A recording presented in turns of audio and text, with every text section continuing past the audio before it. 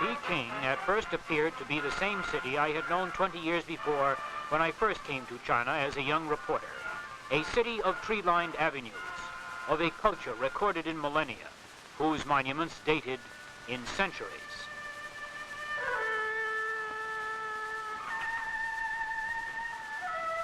But I soon learned Peking was full of new sights and sounds.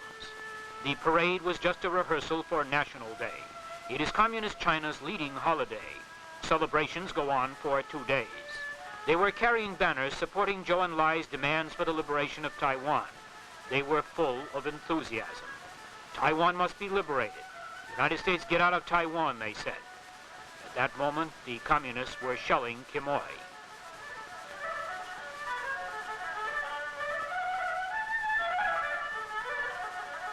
Tiananmen, Peking's Red Square, was quiet. Only a few pedicabs and buses moved around. The Chinese characters say, "Long live the People's Republic of China. Long live the solidarity of the peoples of the world." On National Day, this square would be filled.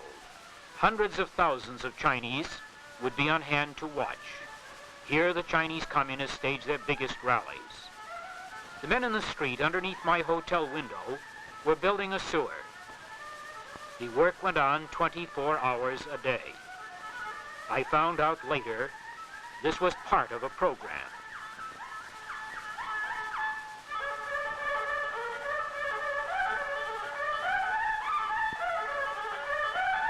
On Tiananmen Square, some men were reading anti-American protest letters posted on a cloth bulletin board. All over the city, propaganda signs and anti-American posters. Hate America, they said, liberate Taiwan. But most of all, they advertised the Leap Forward, a nationwide program affecting all Chinese life, industry, agriculture, even sports. Near Tiananmen, there were some of the militia, including a few girls.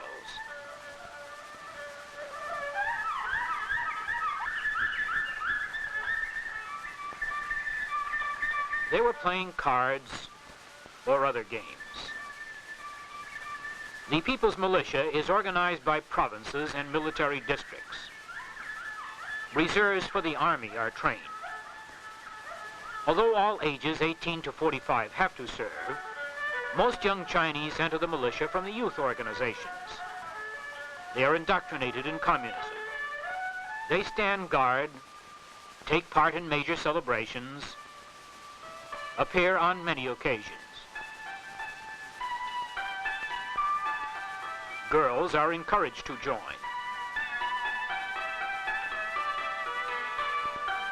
These girls are reading recruitment notices.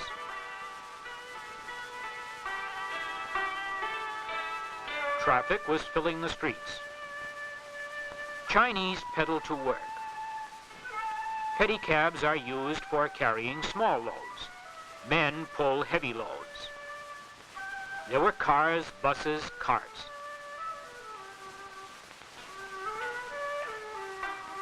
I saw Russian cars, which the Chinese have begun to make. There were wood-burning buses of the type I had seen in Europe during the war. Vehicles of all kinds.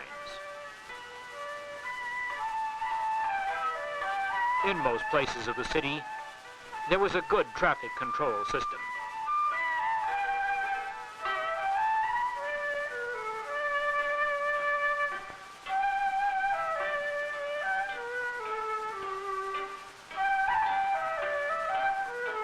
This truck was pulling a string of trailers, carrying a load of coke for steel making in the Leap Forward. The people moved among the ancient monuments of their city. They were dressed in many different ways. Men in uniforms or trousers and shirts. Women wearing trousers or dresses.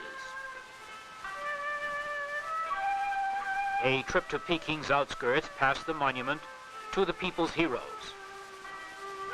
The Catholic Church.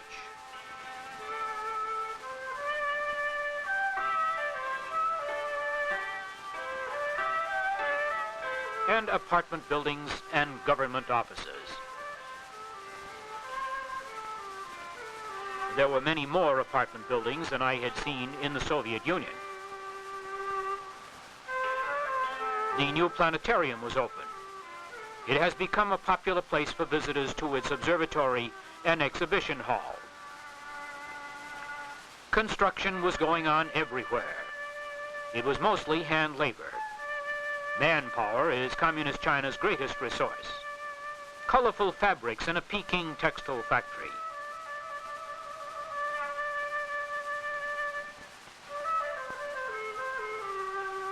One of 3 in Peking, this modern plant employs many women. 3 7.5-hour shifts daily keep the plant at peak capacity. This was the factory canteen. These girls lived in dormitory rooms nearby. Women get 45 minutes a day away from work to nurse their babies.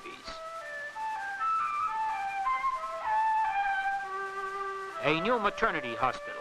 Part of it is still under construction. Most of Communist China's workers and government employees come under an extensive socialized medical program. A clinic provides on-the-job care.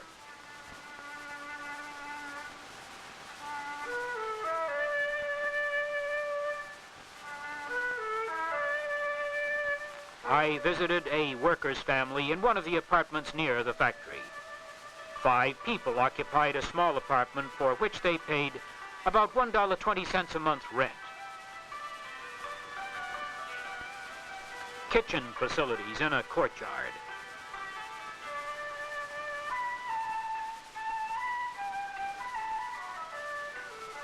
The main hall of the agricultural exhibition. Opened May 1st to display machines and implements China is making for the leap forward.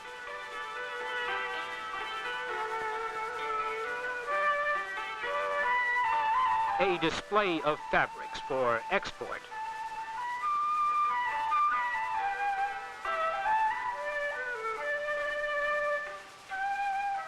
Visitors arrive from the provinces, 500 at a time, for a week's tour. 500,000 have visited the fair since it opened. This was a new rice transplanter. They had more than 30,000 different implements, from the crudest hand sickle to this giant combine.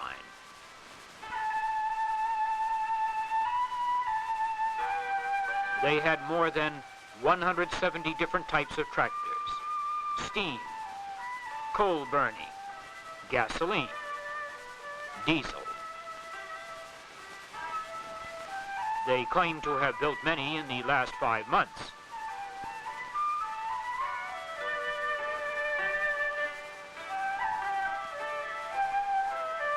Cars of widely varying designs.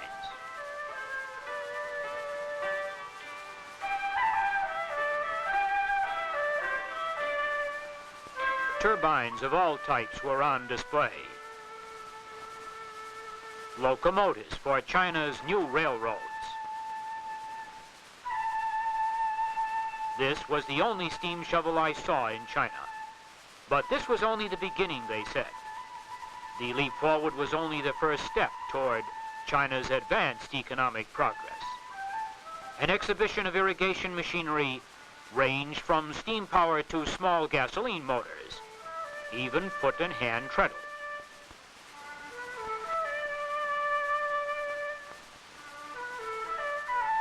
A solar cooker. It was a featured exhibit. Outside the fairgrounds, there was a pool. Here, watched by their waiting elders, children played.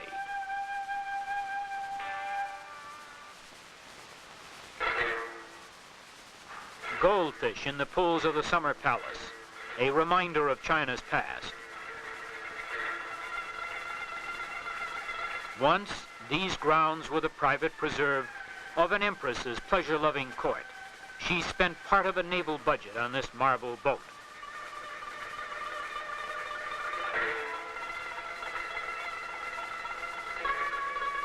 Under the communist regime, these grounds are now a park for China's workers.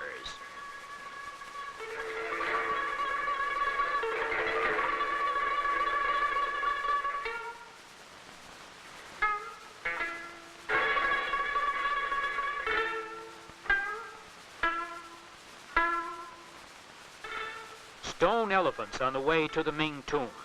A gate built 5 centuries ago, entrance to the tombs, burial place of emperors of the imperial days. The communist regime has made it into a park.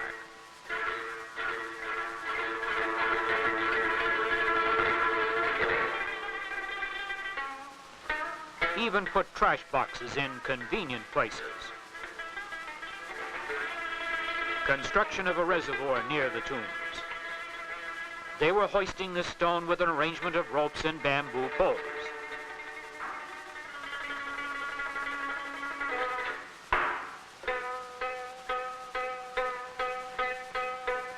With almost no machinery, they do not lack manpower.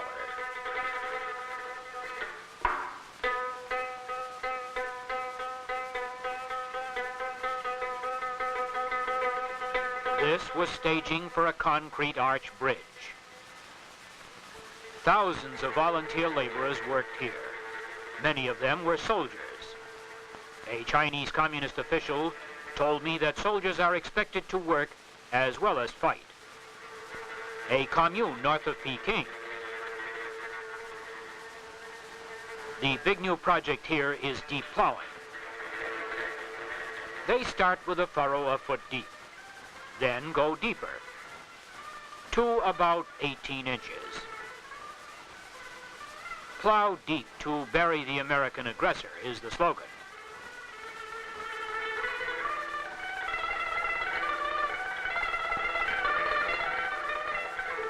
The commune is virtually self-sustaining. They make their own tools.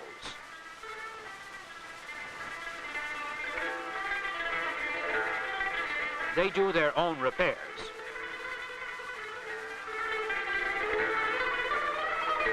Four 4,100 people live on this commune, 970 families, 1,600 workers, a comparatively small commune in communist China in the year of the leap forward. Leading crops are corn, millet, vegetables. Their vegetables are excellent.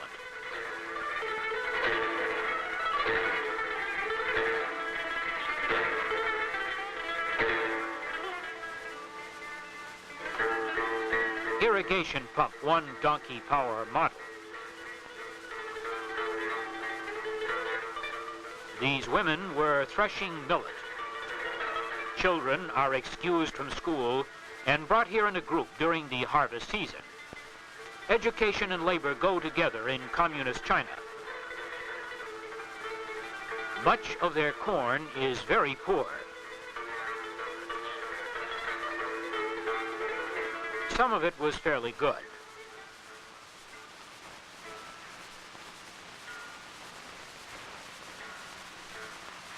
Everyone, young and old, works during the fall harvests.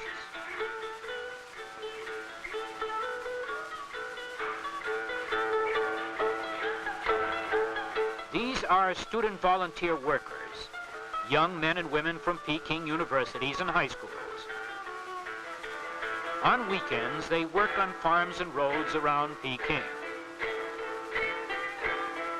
This group had a loudspeaker with news commentaries about Taiwan and commercials about why they should work hard for the Great Leap Forward.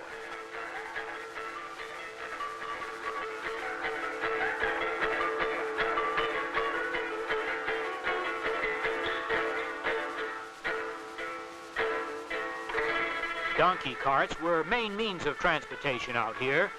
People in the area follow these carts, picking up vegetables, beans, seeds. Nothing can be wasted in the leap forward. A trip to the Great Wall took us past rows of workers' apartments.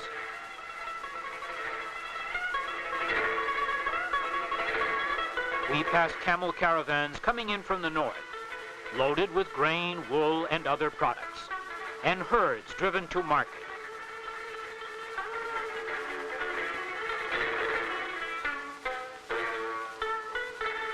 How they built it over 2,000 years ago is still a mystery. The regime has restored some of it, made it into a park. There were even signs out here, support the conservation program. With Lin, my interpreter, I climbed the wall. Then I thought of what China's millions are doing today, and its building did not seem so mysterious.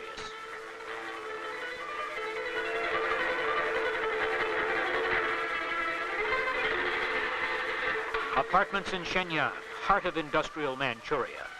About 15,000 of Shenyang's workers were housed in this area. These apartments had their own schools, garden plots, canteens. Knock on any door, they said. This woman had 6 small children. The family occupied one room. Her husband was a lathe operator in machinery plant number 1. Women have to teach children sanitation. Educate them before the state takes over. This little girl, holding a fly swatter, is proud of her part in the Kill Pests campaign. Shenyang developed during the Japanese occupation when it was called Mukden. In the State Department store, photographs of model employees are posted on a bulletin board. A wide variety of goods was sold in this store. Although prices were very high, there were many buyers. A crowd gathered in the street nearby. They were shooting a movie. Following the new socialist realism in movies, this scene was shot outside.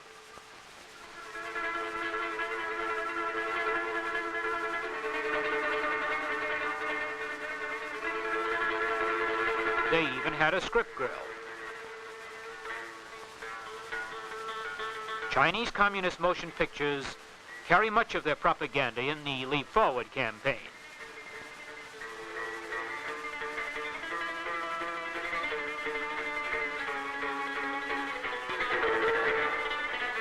This is Vice Director Ye Sun-ping of Machinery Plant number 1. It produces 700 to 800 lathes per month. One of 3 in Shenyang, it was destroyed during the war, later restored and enlarged.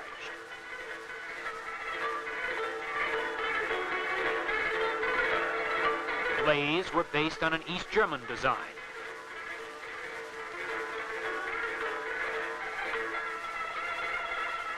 Completed lathes were crated.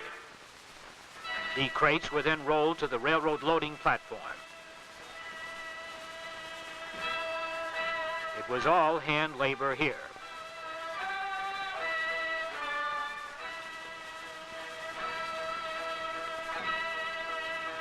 This is the Shenyang Cable Factory and Director Lin Mingyu. Here, 4,500 workers make cable of all sizes, both aluminum and copper. All processes were completed in this plant, which the communists enlarged following the 1949 takeover. They claim production was 12 times greater than it had been during the Japanese occupation and 20 times more than during the nationalist days. Posters calling the United States bandits and telling the people to surpass United States production.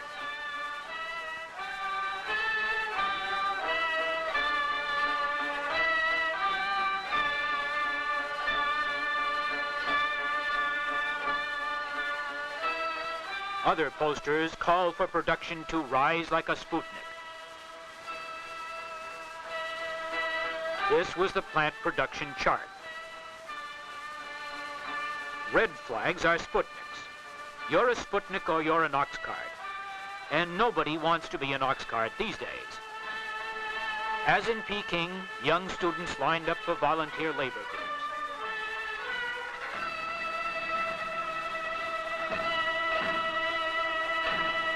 These are young pioneers and members of the Youth League.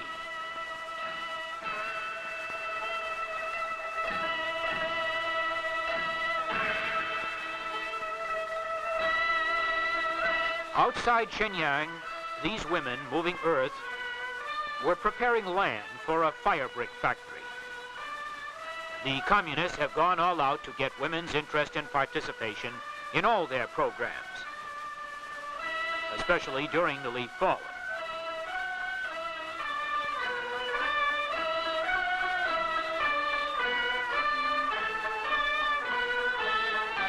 I found this was the best way to get their cooperation for these pictures.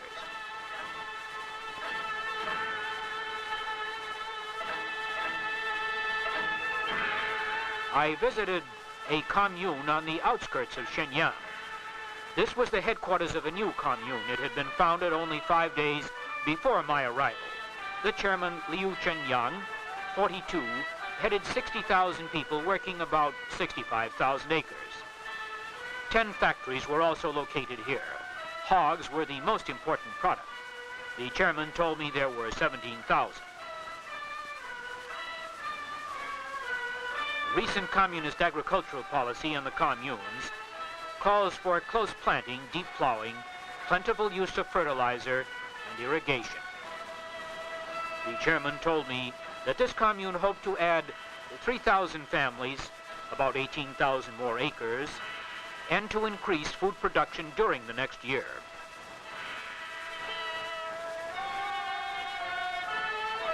It rained on my return trip.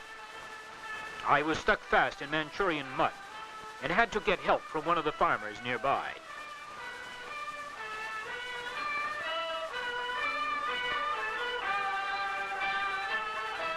The Fushun oil plant.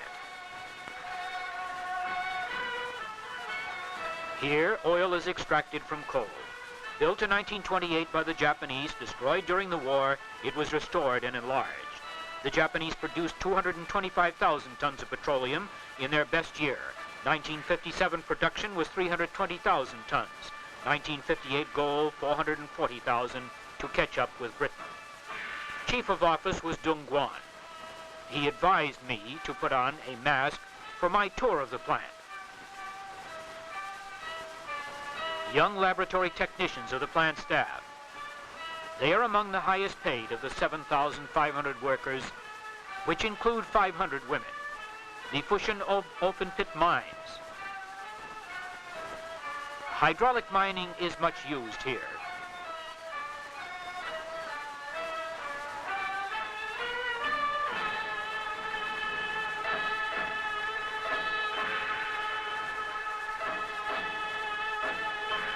After mining, the coal is loaded on cable cars, then hauled to the surface.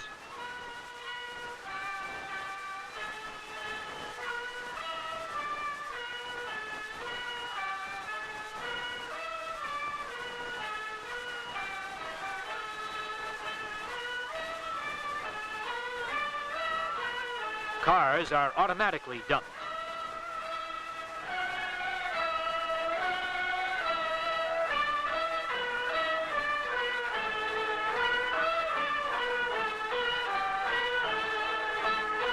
Some of the raw materials from these mines goes to Anshan, the steel company of Anshan. Located 55 miles southwest of Shenyang, it employs over 100,000, including 6,000 women. 1/3 of Communist China's steel production comes from these mills, about 3 million tons a year. Under the Leap Forward, they are trying to increase this to 4 million tons. Coal comes from the Fushun mines. The plant also has its own department store, canteen, and club. Built during the Japanese occupation, the plant has been restored and enlarged following wartime destruction. All kinds of steel products are made. They have 10 open hearth furnaces. It takes about 8.5 hours to run a batch through during the Leap Forward, an improvement over earlier production figures.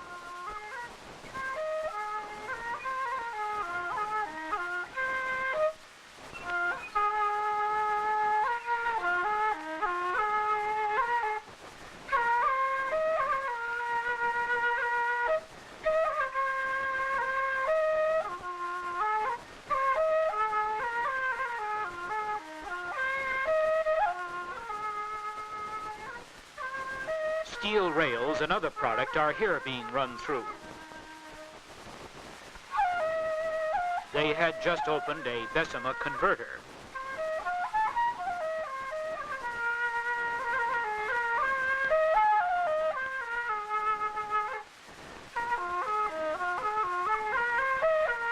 To this production is added the output of many small furnaces like this one. This plant made 30,000 tons of steel a year. And everywhere in China, near industrial plants and on communes, small furnaces have added their output to the big mills.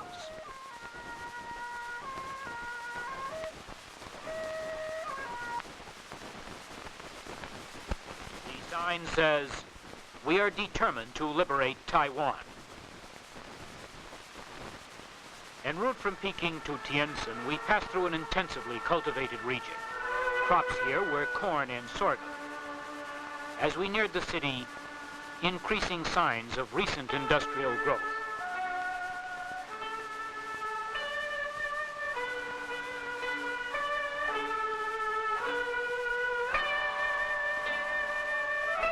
Tientsin is a sprawling city of over 2 million. Located 70 miles southeast of Peking, it is a major industrial and transportation center. We drove through streets crowded with pedicabs and carts. Groups of students and office workers practicing for the National Day parade. The city gave every appearance of rapid growth.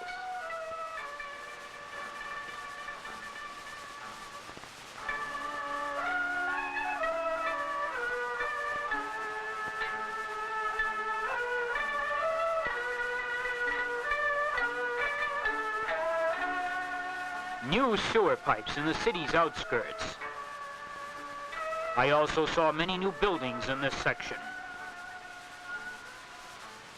This is Ha Qian, director of a plant which made paper from lu grass. Workers at this plant designed and built the paper-making machinery. They were also building a little furnace for the leap forward. The furnace was on the plant premises. The workers were still building it.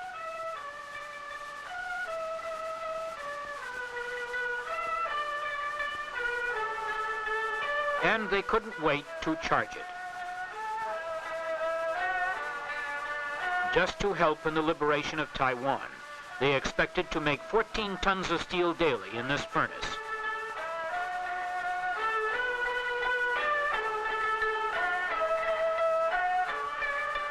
These women winding copper wire belong to a neighborhood co-op of 380 families. In communist China, they are considered to be emancipated from housework to support socialist construction. This co-op was part of a much larger commune of 12,000 households. Communal cooking saved coal, which was used for the leap forward. The commune had its own nursery. Mothers took turns looking after children.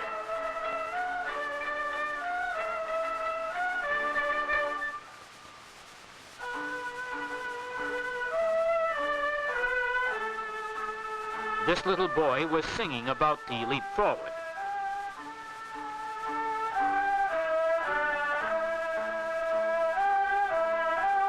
This old man was angry over Taiwan. The co-op maintained a home for the aged.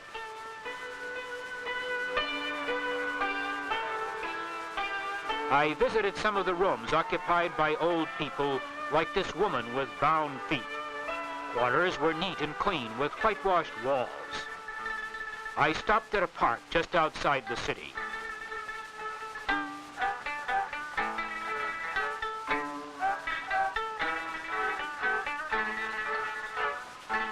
I visited the Tientsin Second Worker Sanatorium. Completed in 1955, the buildings were in the Chinese style. The hospital has 800 beds. Patients organize their own entertainment.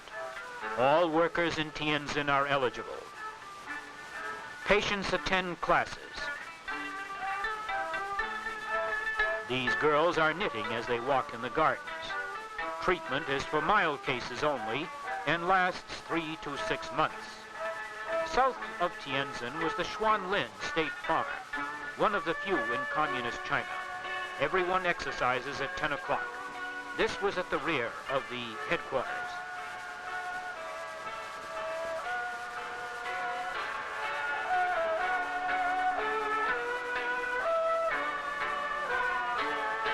Indoctrination lectures are part of all communist programs. Chinese are subjected to constant propaganda.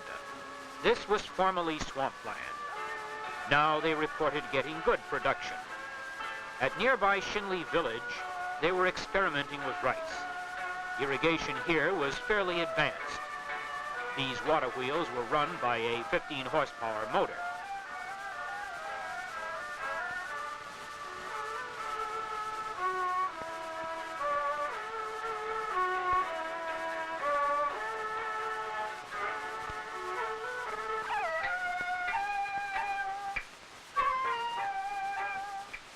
Many visitors come to see the experimental plot where they are working with hybrid rice seeds. They are so proud of it they even have their own cameraman. They have bamboo poles to keep the rice from trampling. Lights have been installed to keep it growing 24 hours a day.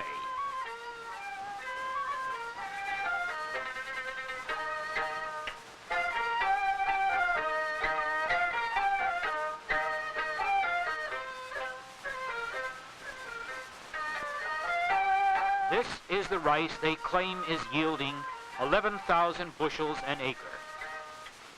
It was raining in Nanking when I arrived. The narrow streets appeared little changed, but I learned that Nanking's population had swelled from just under 1 million in 1949 to 2.5 million. Industrial expansion was behind this growth. Truck and auto parts were piled high in the yard of the Nanking auto plant. 3 years ago, this plant was making wagons. Now it is turning out trucks and a few cars. Machinery is Chinese, Czech, and Russian. They were cutting these plastic strips to be used in making small cars.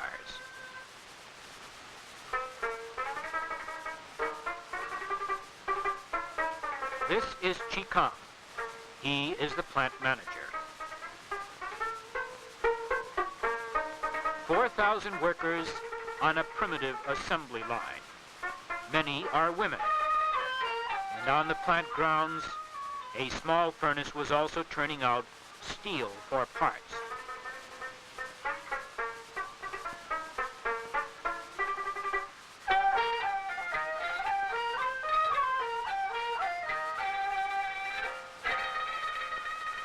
For the leap forward.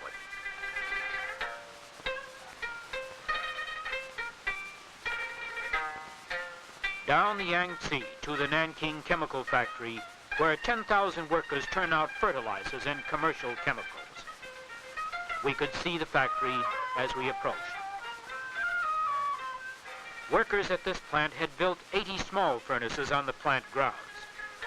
Posters with anti-American and Taiwan themes were linked with the leap forward production. This was a Buddhist temple. Within its confines is the shrine of the 10,000 Buddhas. 50 priests take care of the temple and conduct services. This priest told me that quite a few people still worship at the temple.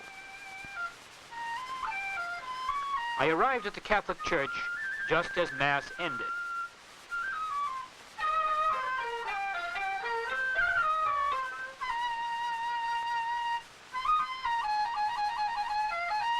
It was the only Catholic church in the city.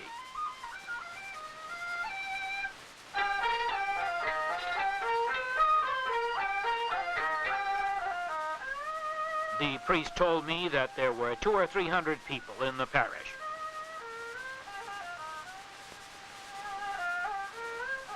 The Sun Yat-sen tomb. It is Nanking's most prominent communist shrine.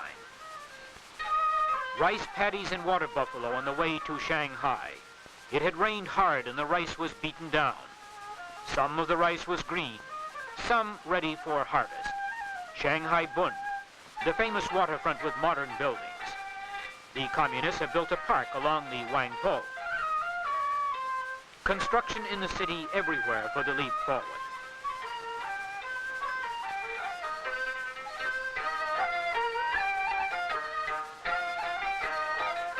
The Sino-Soviet Friendship Building, a cultural center to further the common bond between the two communist giants.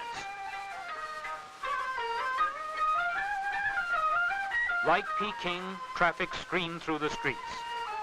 I passed many factories. I was on my way to visit a fountain pen plant. I was greeted by the manager, Chi Fung Lu. Pens made here, called Hero, were modeled on the Parker 51. Catch up with Parker was the plant slogan. I saw many young workers and students here. This was Chung Kan-chu. He is saying, "Get American troops out of Taiwan." This is the Longmachong-chen Commune.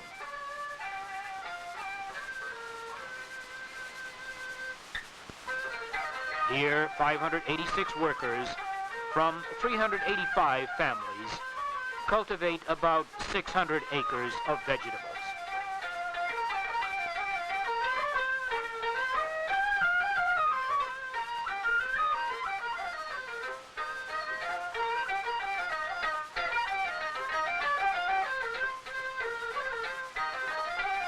Militiamen to guard the commune gates. There was some mechanization on this commune, but most of the work was done by hand. Tractors were used for deep plowing. They reported 7 to 21 crops of vegetables a year. Compost and fertilizer, both animal and human, was used in this intensive cultivation.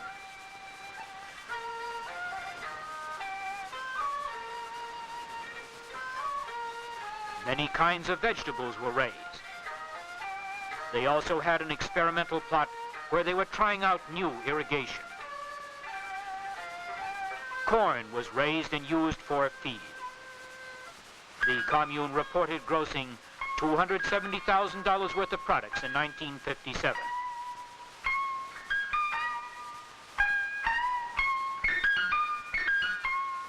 Poultry of all kinds was raised.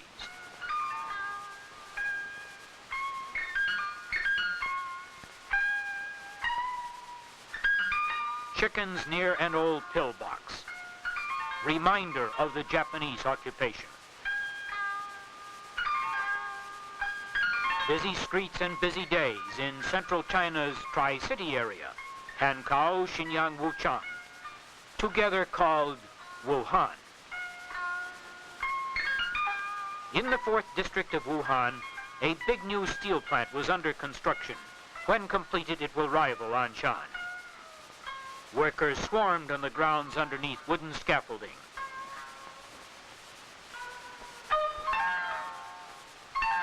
They dug and shoveled.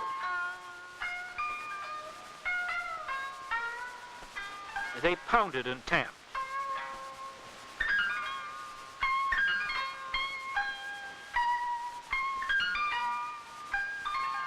Ore is shipped in 60 miles by railroad. It is unloaded automatically in the plant yards. Cars are placed on a turnover. Then over she goes.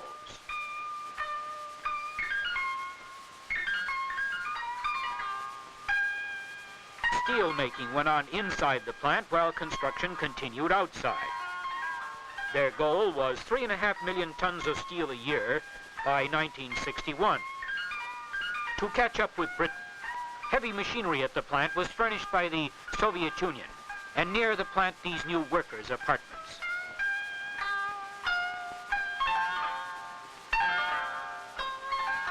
"40 miles from Hankou, a new engineering college had been built on land once used for farming. Here, 7,500 students were taught steelmaking and mechanical and electrical engineering, following communist policy of learning and labor. Classrooms are run like factory shops, and under the leap forward, students built lathes and electric motors. Students are also sent to villages to help with technical problems. Purpose of all education in communist China is to build socialism." The Wuhan meat processing plant, also built with Soviet help. Hogs are shipped to this plant from Hubei province, killed with electric shock. 3,000 workers use up-to-date equipment.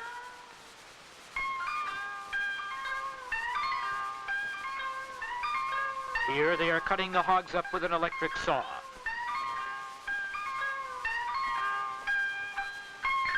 Bladders are used in packing sausages. 40% of this production goes to the Soviet Union. en route to the Sichuan. On this people's commune, there are over 60,000 who cultivate about 30,000 acres of cotton, rice, and wheat. They claim production almost doubled in this two-crop region after the organization of the commune. Commune farms challenge each other, and everyone is organized for production.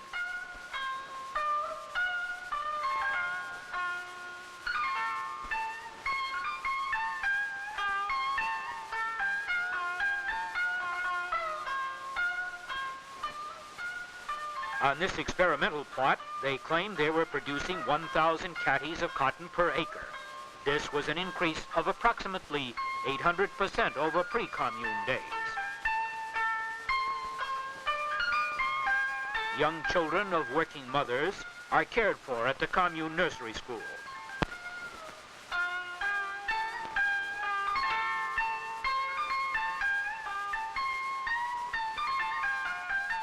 Older children work on the commune where they set their own production goals.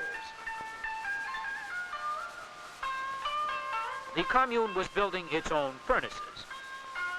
They intended to build 5 small factories to produce 8,000 tons of steel a year for commune implements and equipment.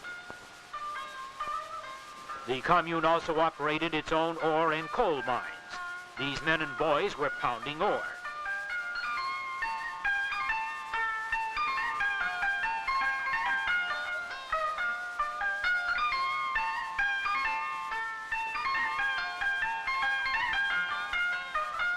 They sifted and shoveled coal, getting ready to charge the furnaces.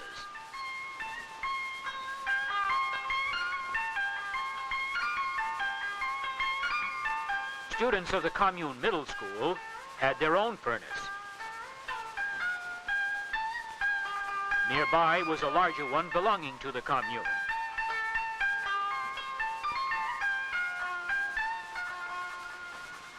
Workers were enthusiastic. They said they were working to accelerate socialism, working for the leap forward and against American aggression. Here one team works on the bellows, another charges the furnace. This was the new bridge across the Yangtze. Opened in 1957, this steel truss bridge has a highway on the upper deck, a railway below. A Chinese junk blown gently before the warm South China wind, the smell of the river, and the creaking of the oarlocks of the river sampans, the voices of the people who live on them. This was the old Canton.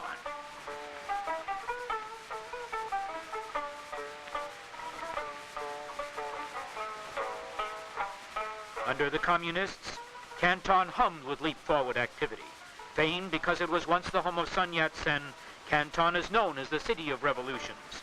From the top of the 14-story Oi Kwan Hotel, the Pearl River, once jammed with boats, was comparatively empty.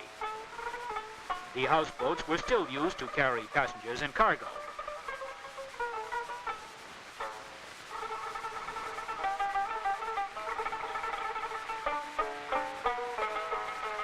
Baskets of fruit piled for shipment. Surrounding Guangdong province is a rich breadbasket, and Canton is also the center of an extensive light industry.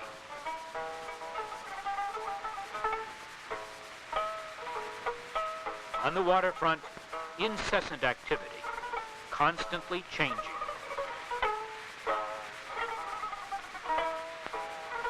This little boy wears a Kapok life preserver. Playing along the waterfront, he may fall into the water, and if he does, the sack will keep him afloat. Excitable and talkative Cantonese are far different from the North Chinese. My interpreter had difficulty in understanding the 3 commonly spoken Cantonese dialects. Under the communists, this colorful waterfront life has changed drastically. Many of the sampan people are being forced to move and live ashore, where the communists can better control them.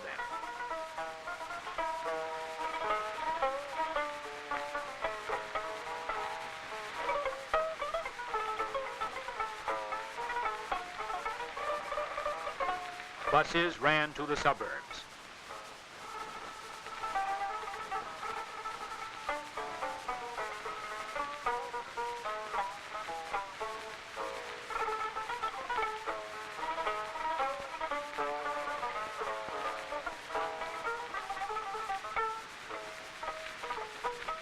I visited a commune on which vegetables were raised. It was in the wide-flung agricultural section surrounding Canton. This is a two-crop-a-year region.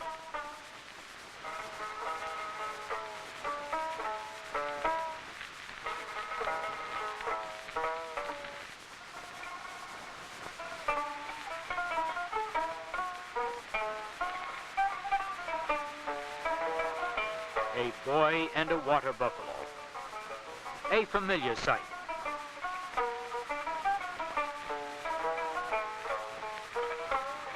He is spreading manure by hand.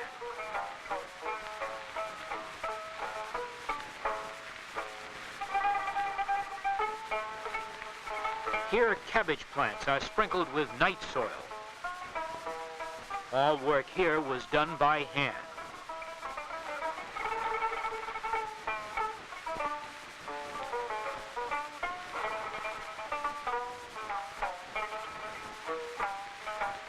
Sowing seeds in China's good earth.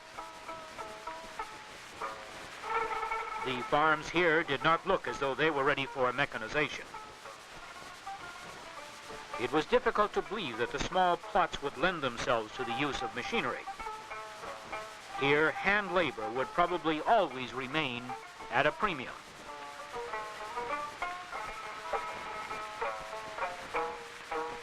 It is less than 100 miles from Canton to Hong Kong.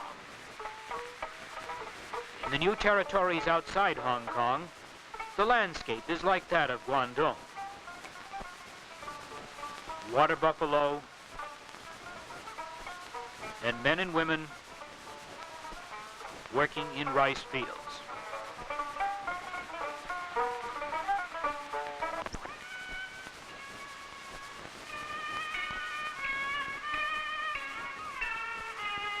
It was raining when I reached the border checkpoint. I had to walk a couple of 100 yards and wait at the border station a couple of hours for a train. This library, named after the vice president, was a reminder I was back in the free world. It was September 29th, 2 days before the Chinese Communist National Day. The British had brought out tanks and soldiers were marching to their posts in case of incidents. I drove around in a rickshaw. They were forbidden on the mainland. The girls in Peking were nothing like this.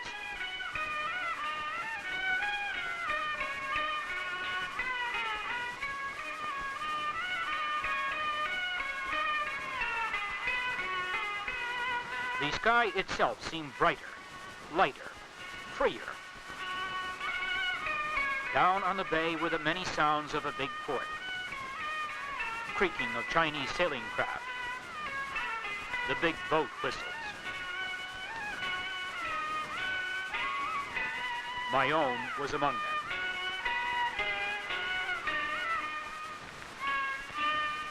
And I stood at the rail and watched Hong Kong's white buildings against its steep green slopes and thought about China's leap forward.